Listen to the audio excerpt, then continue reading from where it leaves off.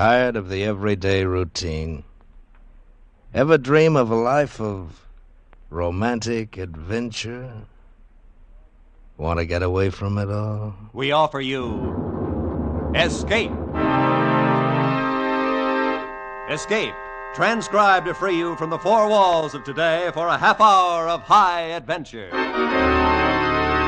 You are standing in a lonely canyon in the shadows of Superstition Mountain, while facing you, tempers ragged, guns drawn, are three men who, at your first move toward hidden treasure, will kill you.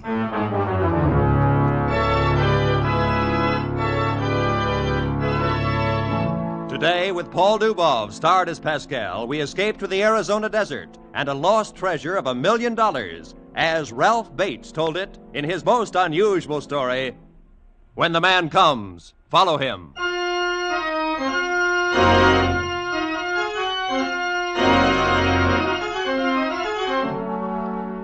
I was wrong. I know that now. But what good's it do?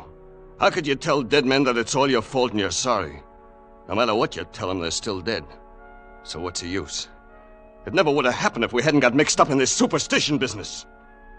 We was going along fine. All the other boys in Frisco respected us, stayed out of our territory at least most of the time. That was on account of the boss, Mr. Heineman. He was too smart for them, and they knew it. Smart, and a great guy along with it. Of course, some people might call him an ordinary racketeer, but he wasn't like that. Nobody could have treated me no better. And he was cultured, too, loved music. Played the violin almost as good as this fellow, Heifetz, or whatever his name is. Why, one time he sent me clear to New York to pick up a Stradivarius he'd heard about. And I had to hang around the dealer's store for 2 weeks before I got a chance to lift it. He wouldn't have trusted a job like that to any of the rest of the boys. He trusted me more than any of them. Me, Pascal. That's how come I feel so bad about what's happened. Because he trusted me. And he had to trust somebody, you understand. Because for 15 years, the boss had been stone blind.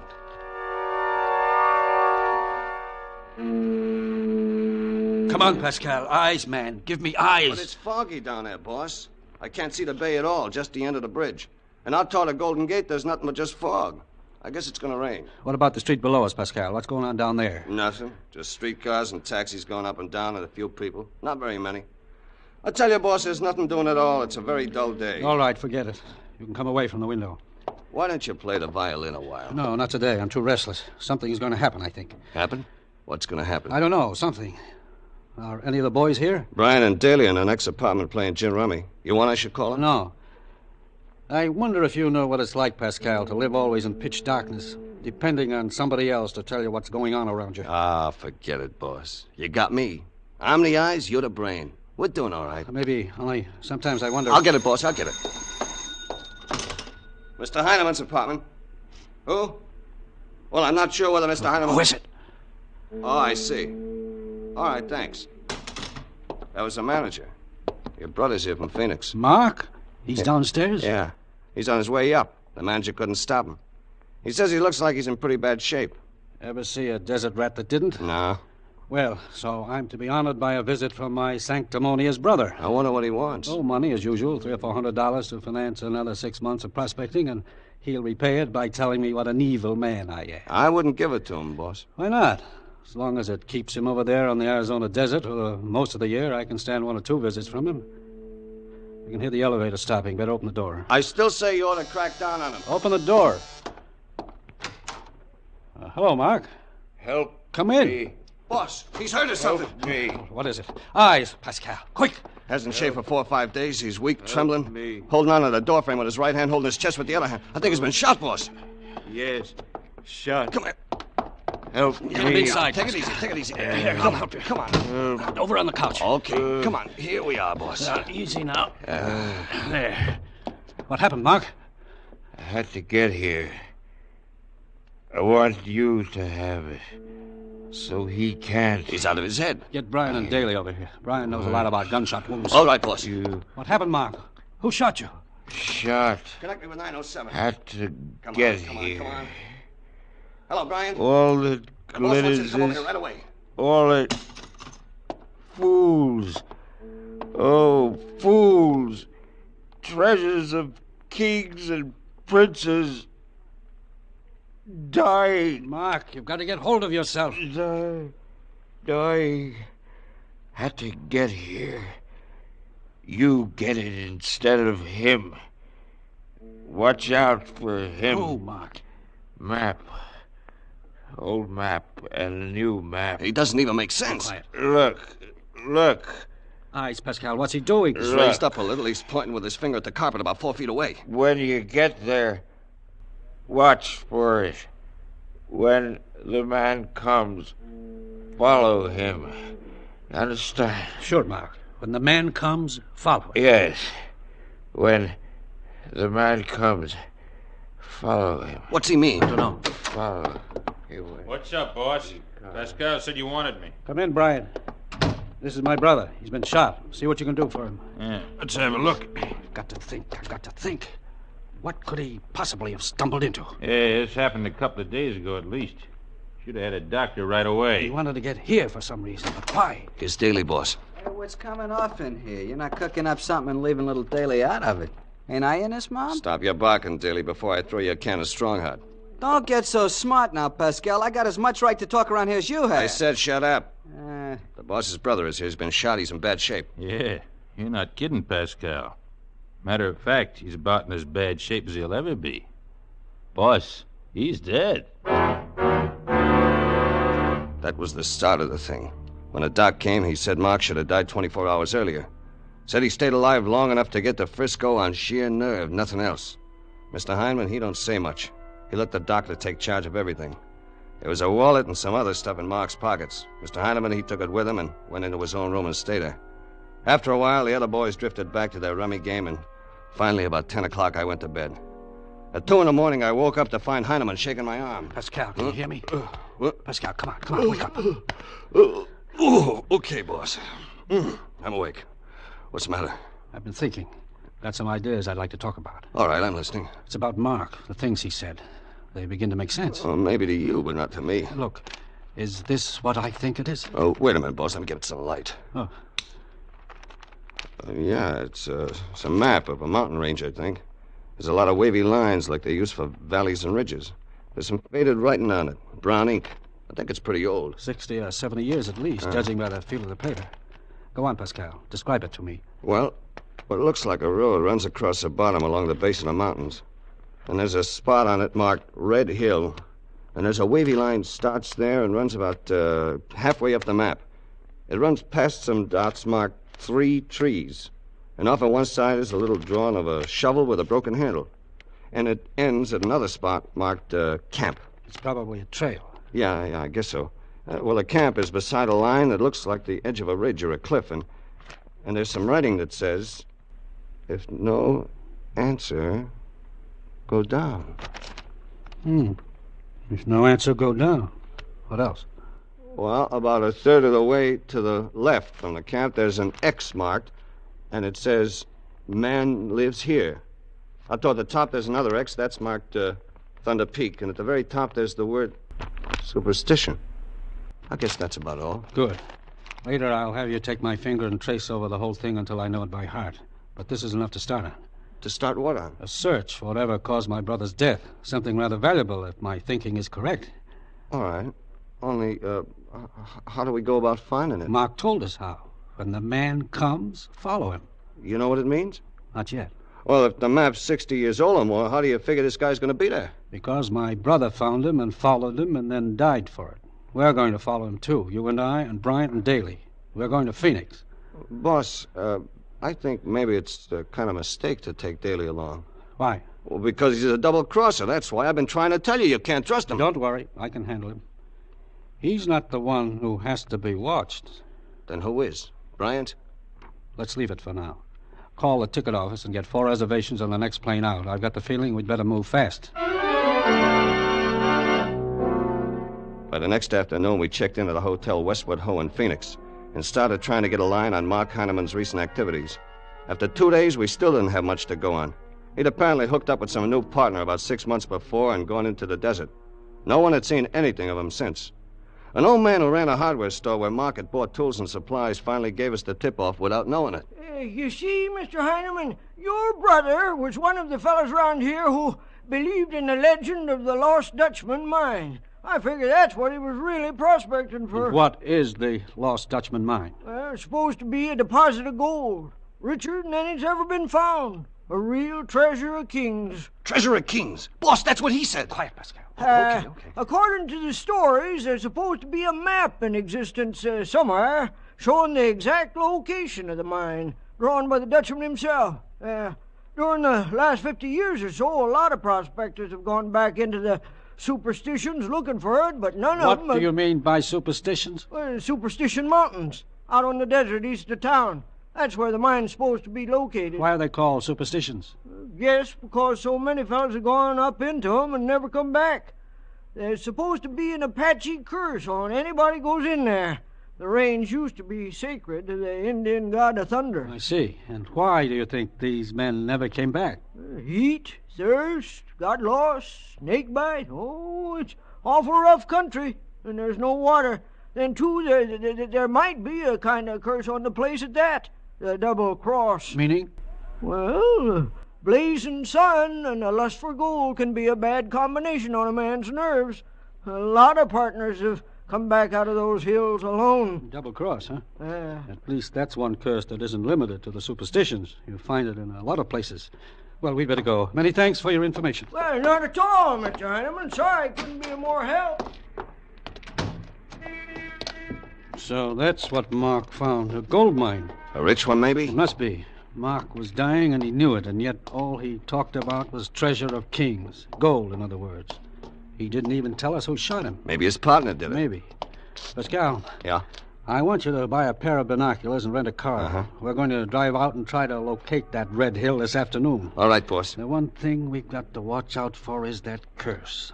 That's what happened to Mark. It's only an Indian superstition. I'm talking about the double cross. Mark wasn't the first man to die from it, and I don't think he'll be the last. Here, Pascal, let me take your arm.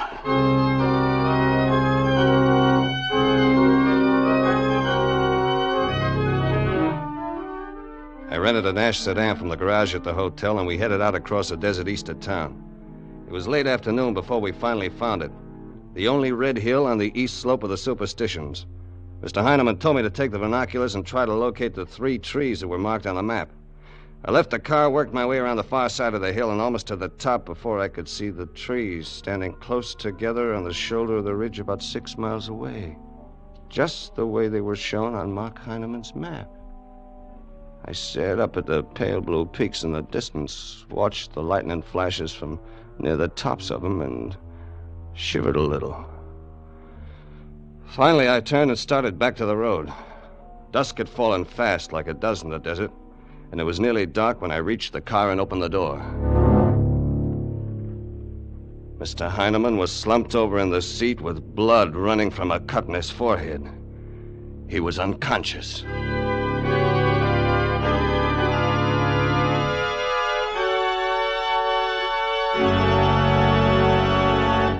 In just a moment, we will return to Escape. And now, with our star, Paul Dubov as Pascal, and with Herb Butterfield as Mr. Heineman, we return to the second act of Escape and... When the man comes, follow him.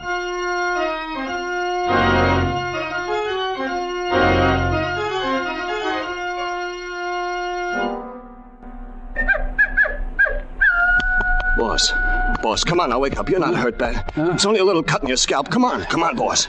Come on. Pascal? Yeah, it's me. I'm here with you now. Can you hear me? Yes, I can hear you, Pascal. Did you see him? No, I didn't see anybody. Who was it? What happened? A man. Talked with a Texas straw, wearing heavy boots with hobnails. Came up on the side of the car next to the hill and poked a gun in my face. He knew who I was and that I was blind. He wanted the map. Did he get it? No. I put it under the floor mat. Good. I heard him coming. Good. Tried to grab his gun. He slugged me. Started going through my pockets. Ran off into the rocks when he heard you coming. Well, it's dark up there now. No good trying to follow him. Oh, never mind. I know who he is. Oh, did he tell you? No, but it fits together. Mark had a partner. This guy? Sure. Who else could he be? Then this is the guy who shot Mark. I think so. I imagine there was a double cross and he got even, but... Wait. No, of course not. What's the matter, boss? Oh, what a fool I've been. What do you mean? I had it figured all along that Mark double-crossed his partner and got shot for it. It was the other way round. Oh. It was Mark's map. And this partner doesn't know the secret of it. He probably knows where the man lives, but 10 to 1 he doesn't know about following him. Pascal. Yeah, boss? Get the car started and head back for the hotel.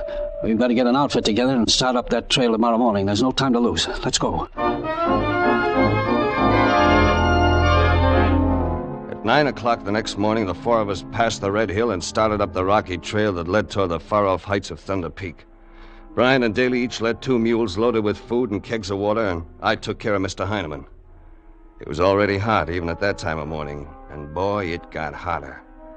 The line drawn on the map followed the crest of a ridge, but there wasn't really any trail. We wound around through tumbled masses of rocks and boulders, climbed over cliffs and gullies, and stumbled across crumbling slopes of debris that slid away beneath our feet and crashed down into the ravine. By noon, we were stopping to rest every 10 minutes. Even the rest didn't do no good, because there wasn't any shade. By late afternoon, we'd covered only 6 miles, and we were done in. None of us had known how hot a desert sun could get. We were ready to turn back or fight one another at the least excuse. Yeah! Come on. Move, you four-legged devil. Still worse for you than it is for me. What's the matter, Daly? Your tongue's hanging out. Let it hang. When I get back to Frisco, I never want to see the sun again. It's good for you. Nuts. It'll give you a tan. Get rid of that fish belly San Quentin complexion of yours. How would you like to have a bullet in the stomach, Pascal? Go ahead and draw if you feel lucky. Pascal, Daly, that's enough now. Cut it out. Pascal started. I don't care who started. That's enough. We're too close to $1 million worth of gold to have the whole thing loused up because somebody lost his temper. You said $1 million? That's right, Brian. According to the story, that's how much the Dutchman is supposed to have dug out of the mine and hidden before he was killed by Apaches without ever getting back to bring it out. $1 million. Boy, what a man could do with $1 million. Not $1 million, Daly. 25% of $1 million. That's the amount of your share, you know. Yeah, sure. I know. I was just thinking. Hey, look. Right ahead of us. We couldn't see him on account of the ridge. Trees! 3 trees! Oh, boy, a little shade will sure keep... What's wrong? Eyes, Pascal, what is it? The trees, boss. The ones marked on the map. Only they're dead. Been dead for years, they look like. Yeah. There's not a square foot of shade under all 3 of them. Well, can't be helped. At least it means we're on the right trail. Well, it's still the easiest way I know to get $1 million. Let's push on.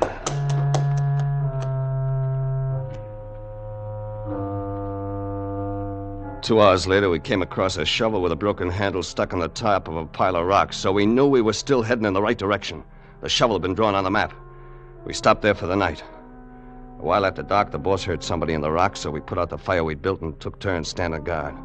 And later, when the moon was up, I thought I saw something moving a short way off, but I couldn't be sure. Yeah, it was a creepy feeling, thinking I was being watched, not seeing anybody. All night long, I could see the flares of lightning and hear the low thunder from the top of the shadowy peak ahead of us. Was I glad when dawn finally came and we hit that trail again. But 2 hours later, I was wishing for sundown again. It was even hotter than the day before. And on top of it, all of us were so stiff and sore we could hardly move. We cursed and sweated and stumbled through the long, blazing day. Finally, at dusk, we reached the spot marked camp on the map. It was close to the edge of a straight-walled cliff that yawned over a deep box canyon below. There were signs of campfires and burro tracks. This place had been used before. Yeah, we were too tired to care. Not even bothering to unsaddle the mules, we drank from one of the kegs and dropped down in the shade of a rock ledge, not able to move any further.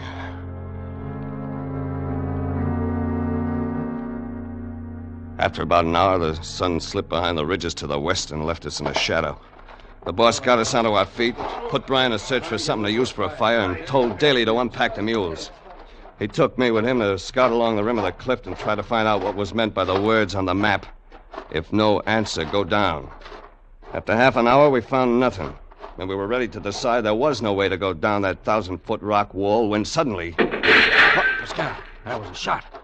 You see anything? No, it was back toward camp, but there's a ridge between us. I can't see a sign of any... Come on, Pascal. Yeah. Take hold of my arm. Okay. Let's get back there fast.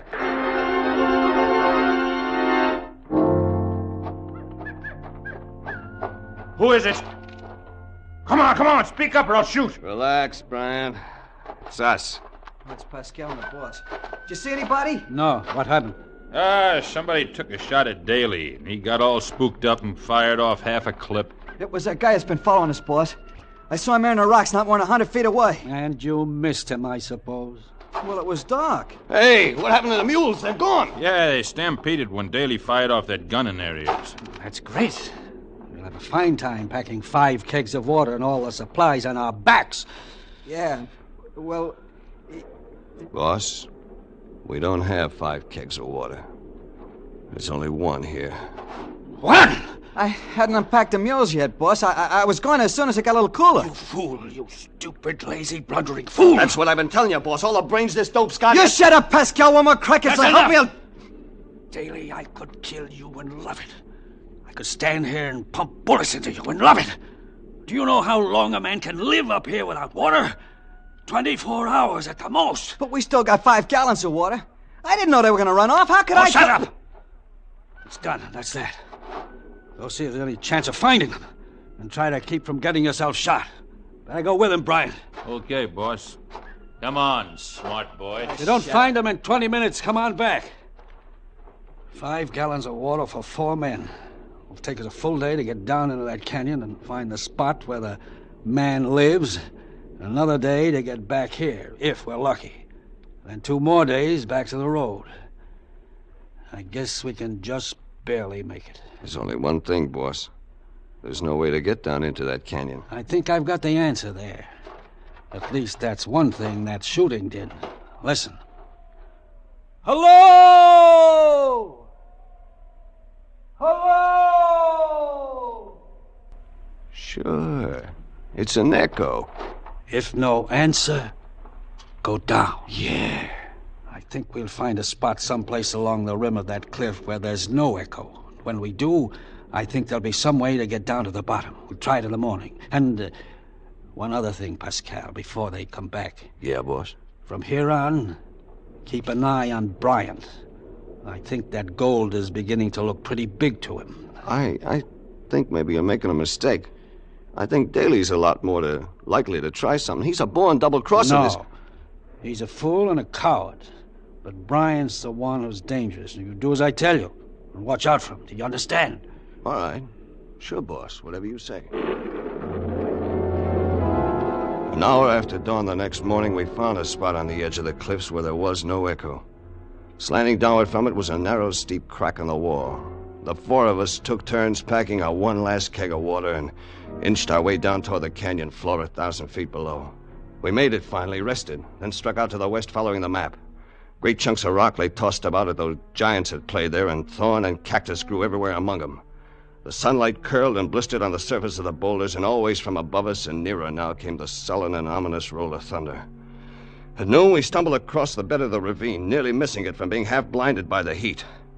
And 3 hours later, we found the place where the man lives. It was marked by a monument built of broken rocks stacked up higher than our heads. Mr. Heinemann felt all over the surface of it with his hands and then told us he knew the meaning of the words, "When the man comes, follow him." But he said it wasn't time yet, we'd have to wait. We sat there by the pile of stones, not talking much, just waiting. 2 hours passed. I think it was Daly who noticed it first. Look. Look there on the ground. There's somebody here. He's behind us. Hit the dirt! I don't see any... so that's it. Boys, I'm a little disappointed in you. Scared by a shadow. Oh, well, Look well. at it. It's the shadow of that pile of rocks. Looks just like a man with a hat on holding a gun. Yeah. The rock pile don't look like a man, but the shadow does. Well, since he's apparently come now, I guess we'd better follow him. Huh? How do you mean follow him? The sun's going down. The shadow must be getting longer, stretching out over the ground. So get going. Follow the direction it's pointing. Yeah. Pascal will stay here with me and keep you on line. Watch for signs of something buried, rocks laid over it, a cleared space, something of that kind. Okay. We're not more than a few feet from $1 million. Let's get it. The 2 of them worked their way along through the rocks while I stood by the monument and waved them toward one side or the other. Part of the time, they were out of sight behind a ledge of boulder. An army could have hidden in that broken mess and never been noticed. I kept describing everything that was happening to the boss. And about 20 minutes went by before I heard Daly shout. We found it! Gold! It's here! We found He it! scrambled over a ledge and came running toward us, calling out and holding something in his hand. Then about 100 feet away from us, he stopped suddenly and drew his gun. Pascal, what is it? What's happening? Daly's pulled a gun on us, boss. Drop it, Daly! Drop it or I'll shoot! No, Pascal! He's in between us, you fool! He's hiding in the rocks! All right, Daly, you asked for it. Pascal, no! I got him, boss. The dirty double-crosser. You fool! He was going to kill us, boss. He was coming at us with a... Wait, somebody staggered out of the rocks there and fell. Somebody I never saw before. My brother's partner, the man who's been following us. But then Daly killed him, and I killed Daly. Boss, I thought Daly was shooting at us. I didn't know there was anybody else there. Well, you know now. I told you to keep an eye on Bryant. What's happened to him? Pascal, where's Bryant? Right behind you, suckers. Look out, boss! Lousy shooting, Bryant! I got him, boss. He missed me, and I got him. Good. Only he didn't miss me. Boss! No, boss. Pascal, you hear the thunder? Yeah, sure. It's real loud. That's funny. Same old curse. Double cross. It's my fault, boss. I should have done like you told me and watched Bryant. $1 million in gold for somebody else. Don't talk like that. It's for us. For you and me. I'll get you out, boss. You're not really hit bad, you know? Bad? I'm dying. And you too, Pascal. What? You're gonna die too. What? What do you mean? The water keg.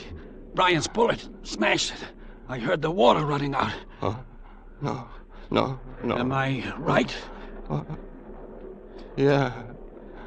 It's all gone. It's 3 days out to the highway, Pascal.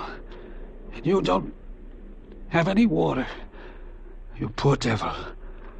You don't have one single drop of water.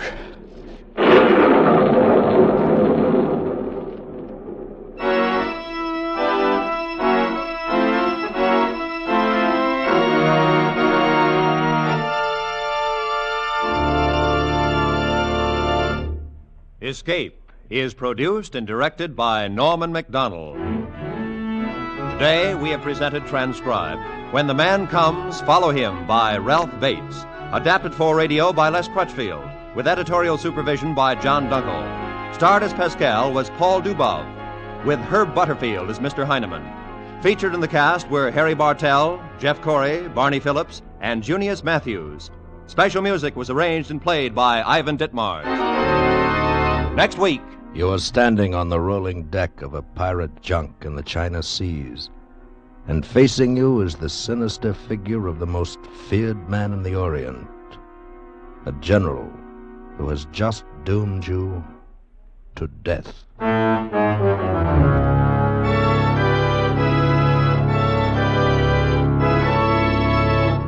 Next week, we escape with an unusual story, The General Died at Dawn by Charles Booth. Be sure to tune in at the same time next week when once again we offer you Escape.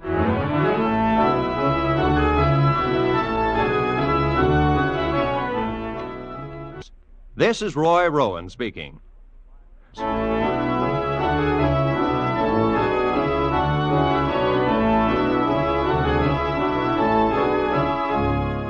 This is CBS, the Columbia Broadcasting System.